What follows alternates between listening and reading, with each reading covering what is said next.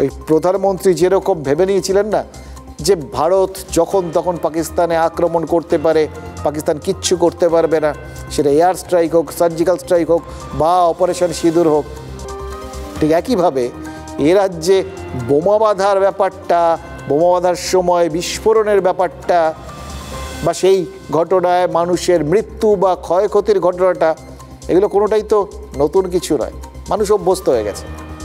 কাটোয়ায় বিধায়ক, তৃণমূলের জেলা সভাপতি রবীন্দ্রনাথ চট্টোপাধ্যায় বলেছেন তার মতো কিছু তৃণমূল নেতাকে মারার জন্যেই নাকি ওই রাজোয়া গ্রামে বোমা বাঁধা হচ্ছিল। কারা বোমা বাঁধছিলেন? পুলিশ আহত অবস্থায় গ্রেফতার করেছে তুফান নামে স্থানীয় এক যুবককে, যে তুফান তৃণমূল থেকে বহিষ্কৃত জঙ্গল শেখের শাগরেদ। এবার রবীন্দ্রনাথ চট্টোপাধ্যায় জঙ্গলের নাম করে বলেছেন যে কাটোয়া দখলের পরিকল্পনা চলছে, মানুষ খুনের চক্রান্ত চলছে।